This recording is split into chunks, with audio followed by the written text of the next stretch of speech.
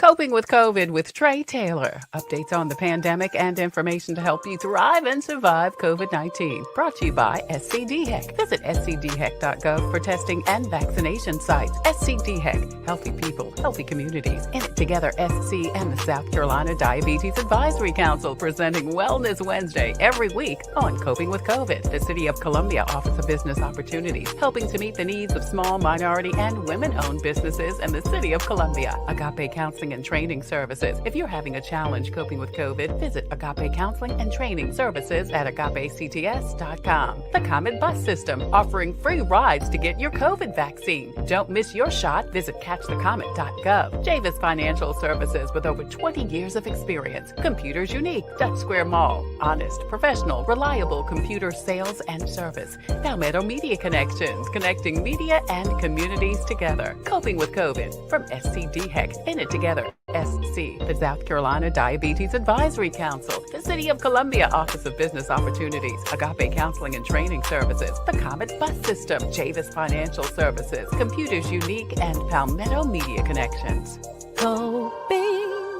Coping with COVID with Tre Tailor. Hey, good morning, and thank you so much for watching Coping with Tre Tailor. I'm Tre Tailor, and today we are coping with monkeypox and COVID. That's right. Hey, don't forget to, we are streaming live on the TailorMade production page on Facebook. Please go over there, hit like and share and follow. Not only will you be able to get notifications as to when we go live Wednesday with Wellness Wednesday from It Together SC and the Diabetes Action Council, but also on Thursday and Friday for Coping with Tre Tailor. Now, we also want you to go to our YouTube channel. We're also streaming live over there. Please hit the subscribe button, and don't forget that over there you have over 2 years worth of resources, content, and great interviews. So please hit the subscribe button and check it out. We also have a presence on Instagram and also on Twitter. Well, today we are coping with monkeypox and COVID. That's right. We're still dealing with COVID. I'm going to talk to Dr. Jane Kelly. She is an epidemiologist and a physician. You may remember she was at SCDHEC, recently retired from DHEC, and she's currently working with Emory University on some public health projects. Dr. Kelly, thank you again so much for joining us today. We appreciate it. Absolutely. Thanks again for inviting me. Absolutely. Well, listen, right smack dab in the middle of one pandemic, we've got yet another something that we've got to deal with. Tell us a little bit about monkeypox. What is it, where it came from, and why should we be concerned about it? Sure. But right from the beginning, I want to be reassuring that the risk of monkeypox to the general public is really low. And I'll explain why. I don't want people panicking over, oh no, now we've got this other exotic disease. But let's go back to the beginning and just talk about it.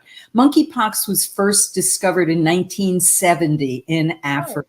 All right. So it's not new. It's not new. We've got decades of experience with it. So that's another thing. Just like COVID, brand new virus. We didn't have much experience. We didn't know how this virus worked in the very beginning. Remember, we weren't even sure how it was transmitted. What should you do when the mail arrives? Put it in the microwave. I mean, a lot of things that we didn't know. We know a lot about monkeypox. Okay. So what is monkeypox? There's a whole group of viruses that are in the pox, P-O-X family. And we've heard of chickenpox. Exactly. Chickenpox. You've also heard of smallpox. That's in that pox family, but there's a whole bunch of different ones. And so right from the beginning, people who got smallpox vaccine when they were little kids, people over age 50, who probably got the smallpox vaccine, they have some natural protection from that smallpox vaccine. People who've had chickenpox, people who've had the chickenpox vaccine have some cross immunity. But so what is monkeypox? Well, it was first discovered in monkeys. That's how it got its name. But it's actually endemic in Africa, meaning that it's always there in certain animal species. It's in certain rodents. I mean, it's just, and every year there are a certain number of cases of monkeypox in humans in Africa. For example, it was just a few years ago, I think there was a big outbreak, big meaning about 800 people in Africa who got monkeypox. But because it's a virus that is temporary, it infects you and then you have this virus for several weeks and then it resolves on its own. It goes away. That's part of the reason I want people to not be panicking about monkeypox. Certainly in Africa, some people have died from monkeypox, but not so much because of the virus, but because the virus gives you some skin lesions that then can get infected. Oh, okay. Okay. What is monkeypox? It is a virus. It is carried by certain animals in Africa. We had an outbreak in the United States in 2003 when somebody imported some exotic pets from Africa that turned out to be carrying monkeypox. It then infected the owners. It also infected some other animals, and there was a small outbreak in the United States. And when I say small, it was fewer than 40 people, and then it just resolved completely. So there's no monkeypox circulating in animals in the United States that we know of. What happened with this outbreak is that it appeared that there were some cases of monkeypox that among travelers who left West Africa, Nigeria. That's a country where monkeypox naturally occurring in the animals. Every year they have a certain number of cases. But some of those travelers went to events, for example, in the Canary Islands, which is just off the coast of Africa. And it spread person to person via skin contact. The disease monkeypox causes a rash, fever, swollen glands, and in some people can cause some other things like aching all over, sore throat. But the characteristic thing is that you get these pus bumps. You get not just like a red rash. It's a very distinctive rash, sort of like the chickenpox rash, where you get a raised bump that then becomes full of pus and then eventually crusts over and then falls off. That process, though, takes several weeks, and people can be incubating monkeypox, meaning they've been exposed, they've got the system for a couple of weeks before they get that rash. We're talking to Dr. Jane Kelly. She is an epidemiologist and physician, and we've been talking about monkeypox. So of recently, the last couple of weeks, last month, there was a recent outbreak in America. And so what is it now? What's happening as far as that outbreak now, Dr. Kelly? Because that's been several weeks ago. Sure. And this is important for people to understand how monkeypox is spread. Yes. It is spread by direct skin to skin contact. So it's not, traveling in the air or the way COVID or the flu or some other diseases might be. It's direct skin to skin contact. So somebody who's got a sore, and it might not be all that obvious, but somebody who's got a sore, and then you are touching that sore, close skin to skin contact, you can get the virus that way. So in the United States right now, I'm just looking at, I wrote down the numbers just a few moments ago. There have been 113 cases identified in 21 states. And those cases are— And that's not bad if you think about it. No, remember I mentioned, other places where there have been outbreaks, where there have been hundreds of cases in Nigeria or in other Western Africa countries. So what's remarkable about this one is that it's spread to so many different countries. But I think most experts do not feel like this is going to be a huge pandemic. What is important is getting the word out about what does it look like. Right. And if you have a pussy, sore rash, that you should see the doctor. We have sent out from, public health, state public health agencies and CDC have sent out an alert to physicians what to look for.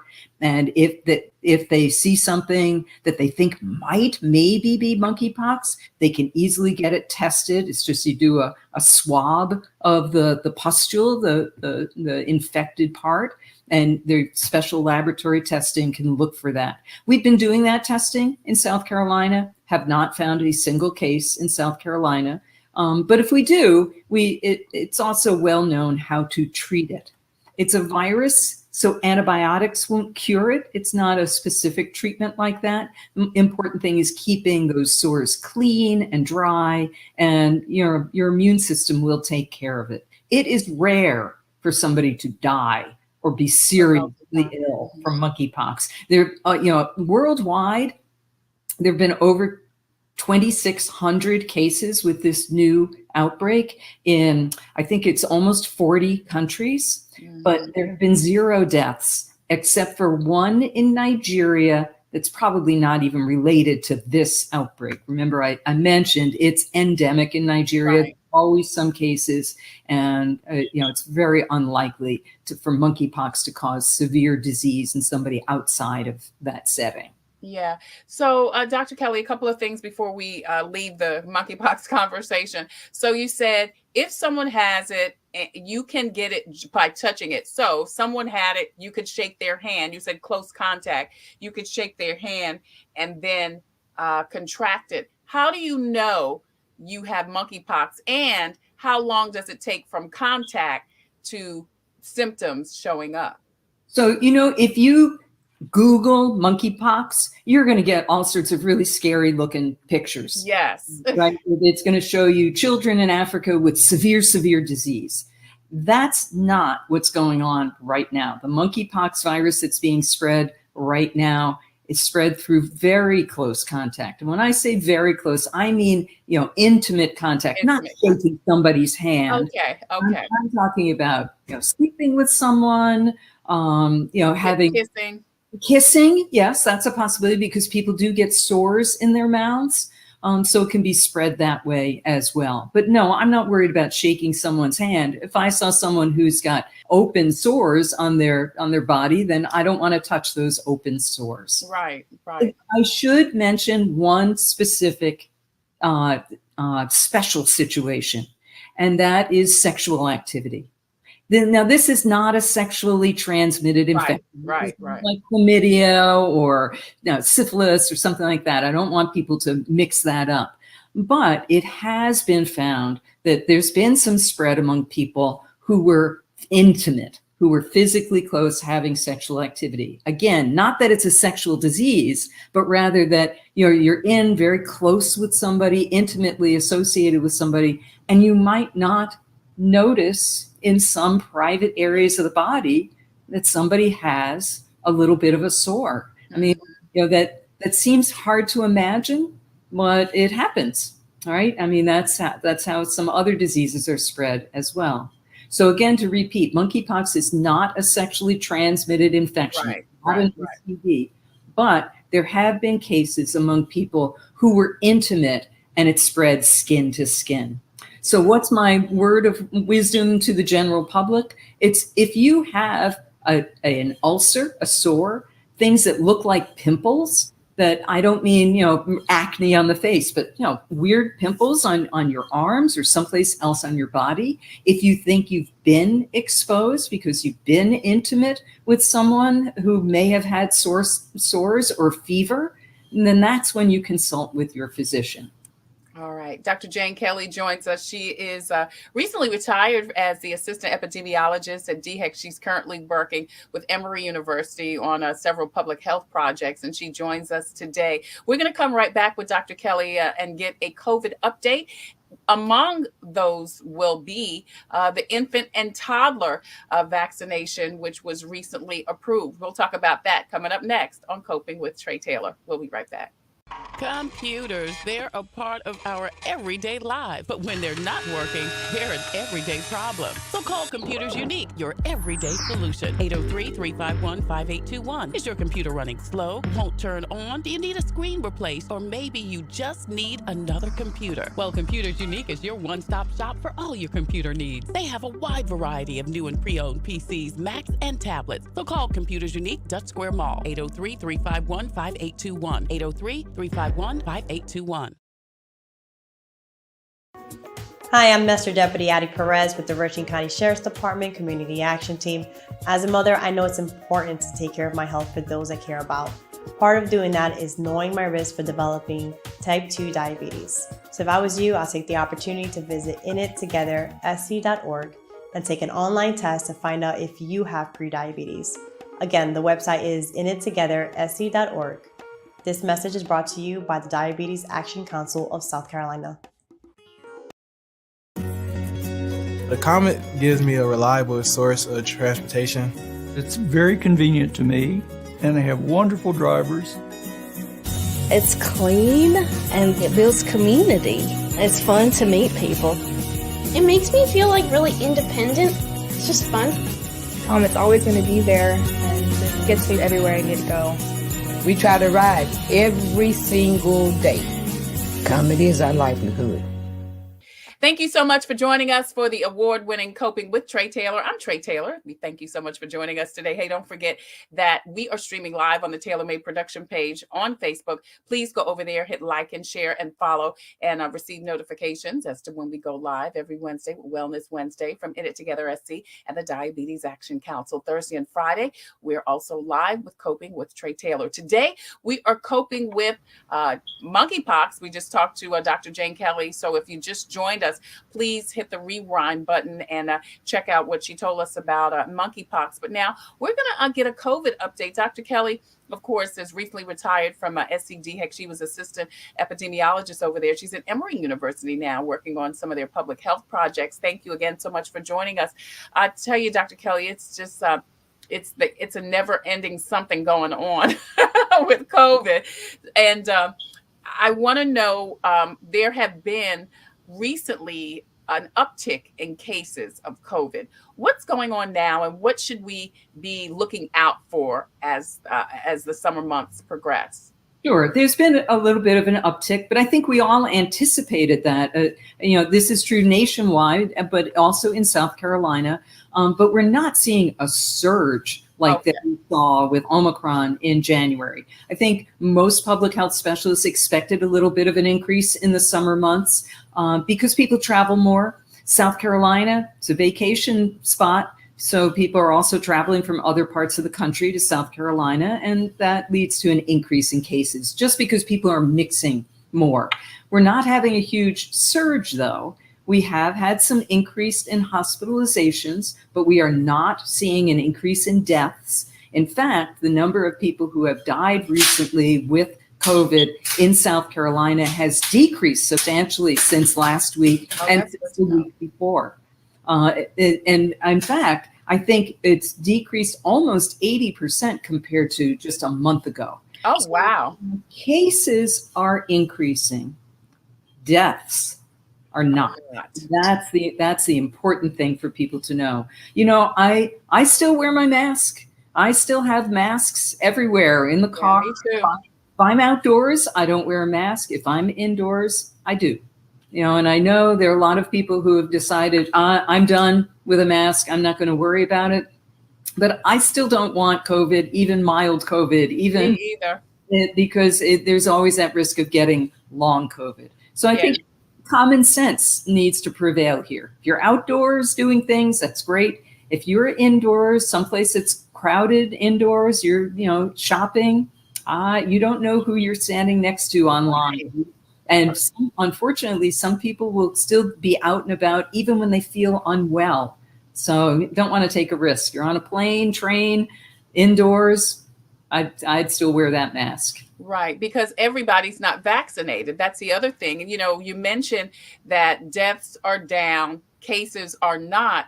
And is that because most people are vaccinated? Is that what is protecting people from passing away due to COVID? It's a combination of things. So in South Carolina, about 55% of people ages 5 and up are fully vaccinated. They've had at least 2 doses of Pfizer or Moderna vaccine. You said 55%? 55%. That means we still got 45% are not. Right. Wow, that's a big number to me. Yeah. And I don't know why people are still reluctant to get vaccinated. And I would hope that if people have questions about whether it's worthwhile to get vaccinated, they talk to their local pharmacist, talk to their physician, get their questions answered. Because even if you've had COVID before, yes, you are partially protected against getting it again. But you can cut your risk in half of getting reinfected by getting vaccinated. Even if you had COVID before, getting vaccinated after you were infected decreases your chances of getting long COVID, decreases your chance of getting COVID a second time. But it's also because we've got some good treatments now for COVID that we didn't have this time, even this time last year. Right. And I hope people realize that if they are older than age 50 or have multiple medical problems like diabetes or heart disease, if they get COVID, there are treatments that they can take to decrease their chances of going on to get severe disease. But you have to start them early. Right. So there are two different kinds of pills, Paxlovid and Molnupiravir, and they're available in South Carolina. But you have to start them within the first 5 days of illness. Right. But they make a big difference. If I got COVID, I would be talking to my healthcare provider, even if I had just mild symptoms in the beginning, because I would want to prevent that progression. Right. So the key is, if you start feeling bad, having cold type symptoms, flu or cold type symptoms, get in to see your physician or get tested. So that hopefully a rapid test, and maybe people have them at home so that you can see a physician and you can get started on treatment early. Absolutely. I have rapid tests in our cupboard. I mean, just in case we need them.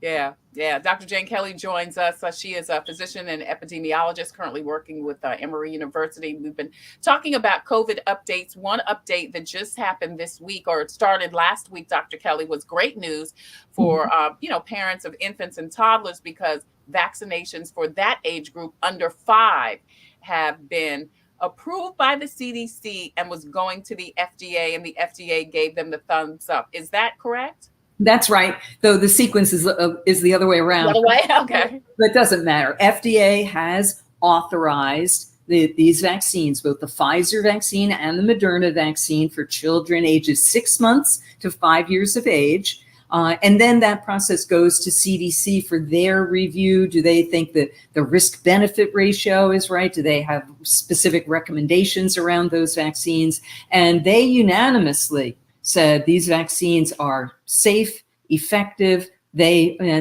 recommend those vaccines for ages 6 months to 5 years. Now, I know there are still a lot of questions in people's minds about, do kids that age really need these vaccines? I mean, under age 5, don't they get just my?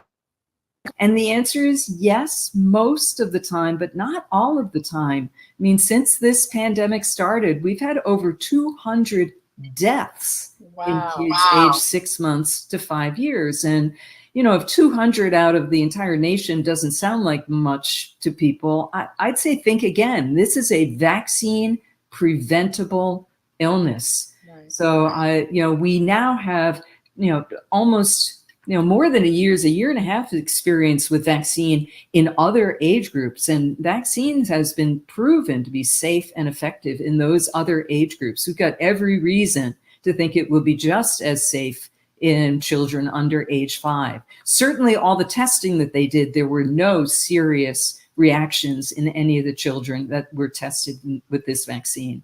So vaccine is available right now in some places, but of course there's always, shipping issues. So I know CVS, Walgreens, they are talking about having vaccine available as soon as this week.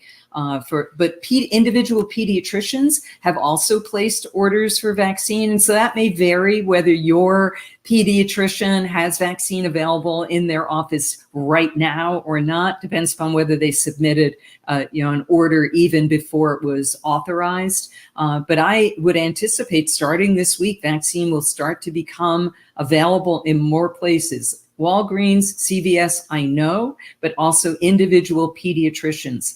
And in South Carolina, we will have on our Vax locator where you can get that vaccine for the under 5 group. It's not on the DHEC website as yet, but we anticipate having that this week as well. The data that I looked at that was reviewed by CDC, and they have posted all that information on the CDC website, demonstrated that it was highly effective in preventing serious disease. Now, kids in that age group do not normally get serious disease, but some do. And so I think the evidence is there that the vaccine is an important tool in preventing serious disease, hospitalization, and deaths from COVID in that age group. The Pfizer vaccine was developed as a 3-shot series. So you get 2 shots 3 weeks apart, just like we did with adults and adolescents. And then you get a 3rd shot, a booster, 2 months later. The Moderna vaccine is a little different formula. It's got a little bit higher dose of the active ingredient, and it is formulated as a 2-shot vaccine. Now, will it in the future, will they, 6 months from now, recommend a booster for those kids? We don't know yet. It's always a possibility. Only time will tell. But right now, the Moderna vaccine for children under age 5 is 2 doses for a minimum of 4 weeks apart. It could be longer than that if somebody wanted to delay. I don't know why they would want to, but at least 4 weeks apart. The Pfizer is a 3-dose series. The 2 shots alone will not cut it. We've seen that in their data, that just 2 shots of the Pfizer is not enough. You need that 3rd shot. Why? The Pfizer vaccine is just a 1/10 of the dose of the adult dose, whereas the Moderna dose is a little bit higher. So not to get too deep in the weeds, which one's better? I think that they've both proven themselves to be very effective in preventing severe disease. Which one to choose, you can discuss that with your healthcare provider. So I think some doctors might choose just to carry one rather than the other. To my mind, I feel like, I could go either way. There are pros and cons to either. Thank you so much for joining us for the award-winning Coping with COVID and Coping with Tre Tailor. I'm Tre Tailor. Listen, if you have a story or initiative that could help someone cope with COVID, please email booking@copingwithtretailor.com. If you have a product or service that could help someone cope with COVID, please email copingwithtretailor@gmail.com. We would love for you to be a proud sponsor, just like In It Together SC and the Diabetes Action Council. They sponsor Wellness Wednesday every Wednesday here on Coping with COVID. Our other sponsors include Computers Unique, Dutch Square Mall, Palmetto Media Connections, the Comet Bus System, Agape Counseling and Training Services, and Black Pages, Black Expo.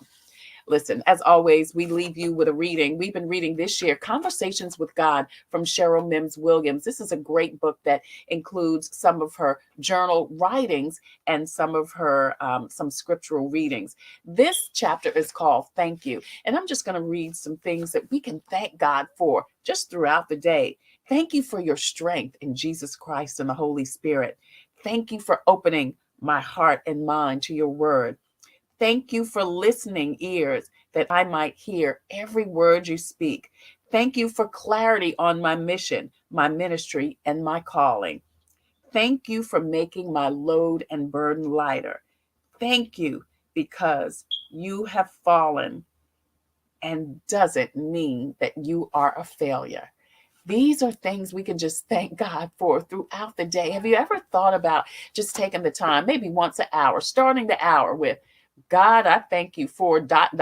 whatever. That'll make your day go so much better. You make our day here at Coping and Tailor Made Productions so much better. We appreciate you watching and for listening and for supporting and for commenting and for liking and for posting and for sharing.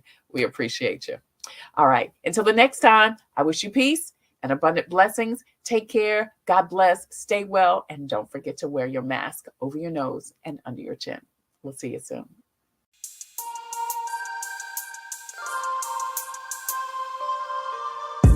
Coping, find peace of mind to survive through whatever.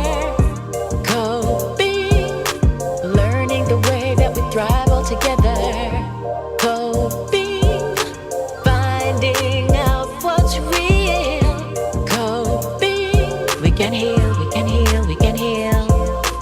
Coping with stress, coping with strife, bringing hope for success, for improving our life. Coping beyond hoping to do more than survive. Ways to live a healthy life. Coping and promoting learning what you can do. 6 ways to a better after you.